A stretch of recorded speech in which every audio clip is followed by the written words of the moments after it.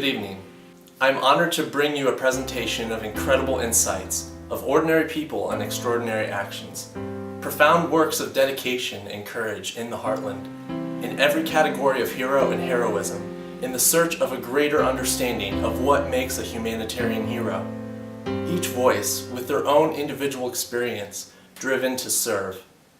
May you be inspired by the insights we learn in their stories.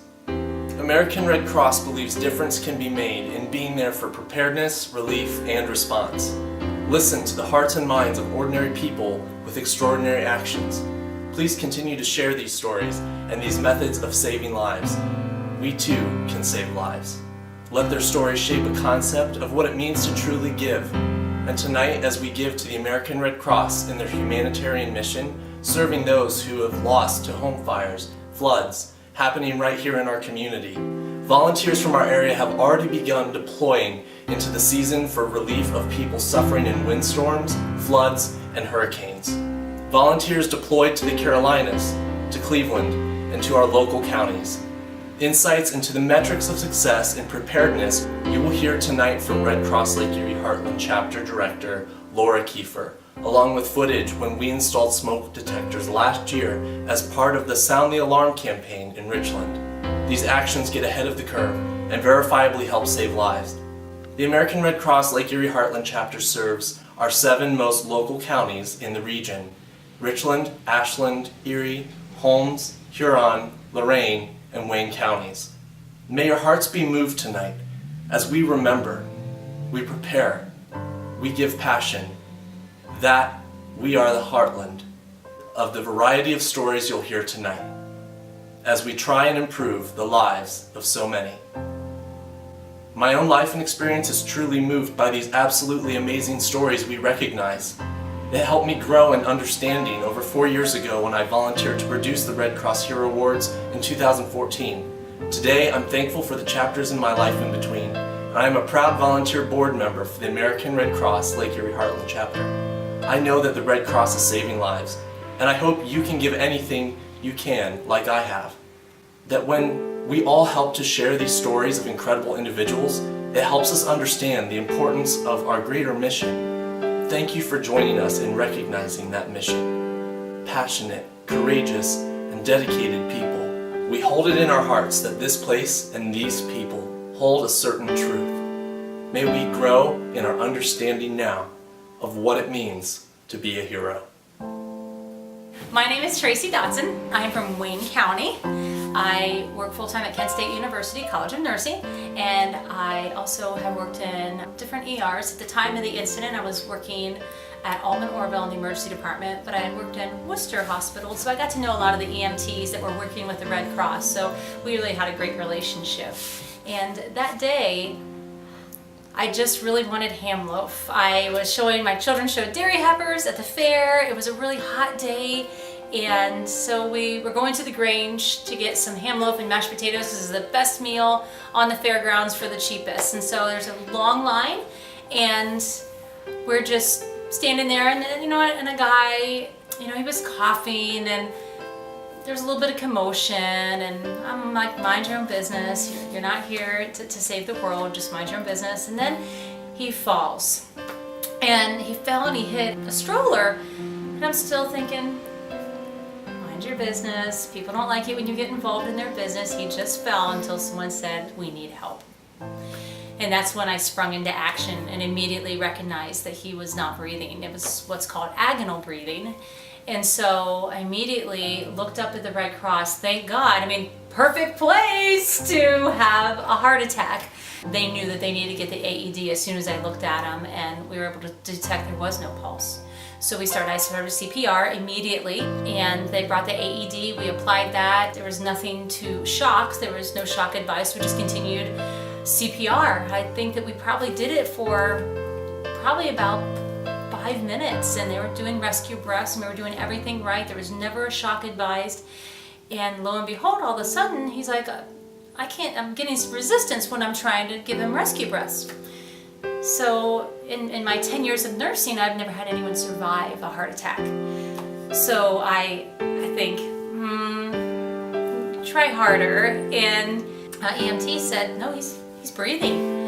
And he opens his eyes, and I stop compressions thinking, this is not happening. And he lived, and he talked to us, and I couldn't believe it. And I just sat there in disbelief thinking, wow, and 10 years of being a nurse, being in the emergency room and doing CPR, I've never had anyone live and then talk to me.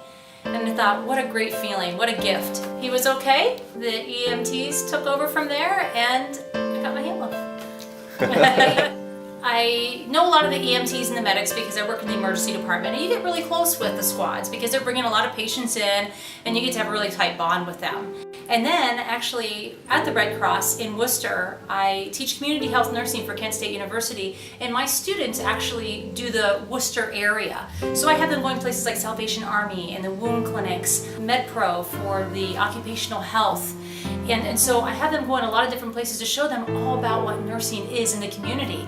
And so the Red Cross has been so gracious. They say, yeah, I rent a room from them upstairs. Every Tuesday we're there. We meet there. We disperse to our sites. Then we come back. We talk about community health nursing.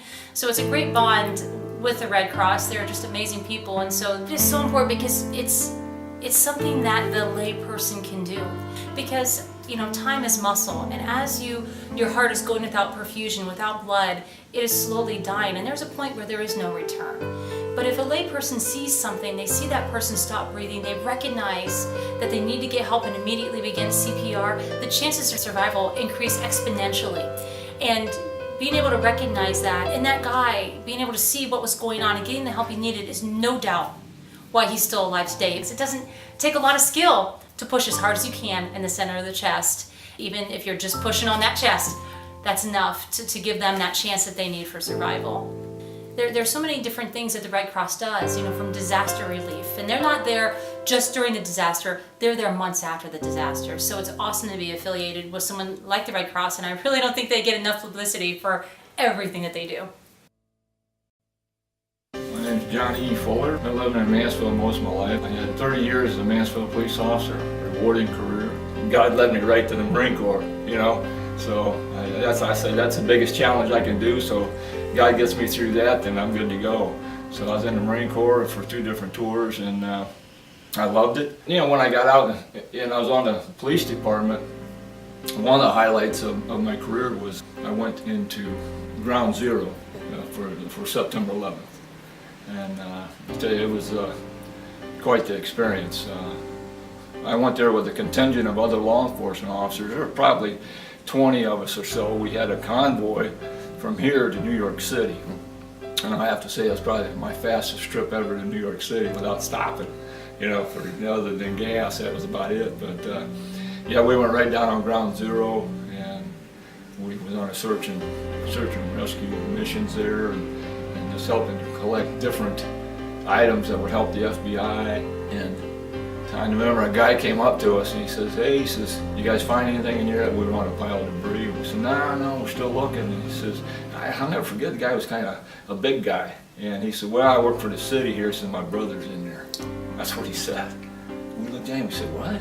He said, "Yeah, my brother's in there." And I said, "Man, that was incredible." So then we went out to Staten Island, and they had a bunch of debris out there that was scattered out, so we just had to find different things that would help the FBI, evidence pieces to the FBI tents, and they would secure them. And we went to the hospital, and they had big truck vans full of bodies and things like that. I'll never forget, if you know that movie Ghostbusters, and those guys were walking through the crowds in New York City, and they were all cheering for them and patting them on the back, saying, "Thank you, thank you." Well, that's exactly how this was.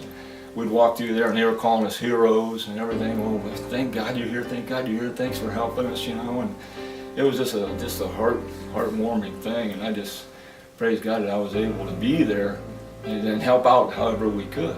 And they were just so grateful in that town. It was awesome. I pray every day for those victims of that terrible day. Made a good living, and had a good time being a police officer. I liked helping people, liked helping the community, and I still know a lot of people in town, and they know me, and it was just an awesome career, and I loved it. So I came on in 1982, and Community policing started right around that time. The first two police officers that were on community policing was Chuck Norris and J.B. Bond. Shortly after that, myself and Tim Clark came on community policing, and it was a new concept at that time. It worked out real well. And, community policing means that you're more accessible to the public. You're out of the patrol car, hands-on, person to person, and you're so much more accessible to the public, and they loved that. I mean, it took off like wildfire. It was a great time, and it started off kind of rough, but once they found out we were there to stay, and the citizens started coming forward and giving us more information about different things to help us clear up problems in the area, and we started joining hand in hand with the citizens, and it went really well, and we got that all cleaned up, and then we just spread out from there. One of them was bicycle patrol. I was one of the first bicycle patrol officers on the street, and like I said, I was on 30 years, so half of my career was on the SWAT team. I've always tried to stay in good physical shape, and as a matter of fact, I work out in a gym just on the other side of the block here, CrossFit Katana. I'll get that plug in there, you know. I do kind of miss the SWAT team activities that we did, the community policing, downtown area. People like access to the police. You know, they like one-on-one, and it worked out really well. And I'd go to a lot of the schools. I knew a lot of the principals and the students and everything, and that's how you get to know people. And if you talk to people, they'll talk back, get to know you, and that's how you start getting information and everything. So yeah, it worked out real well, real well. I seen in the paper today that Chief Kuntz crime in Mansfield is the lowest it's been, I think, in the last 10 years. Our officers on the street right now, they're doing an excellent job, and I appreciate being nominated for this great award here. I mean, I'm honored by it.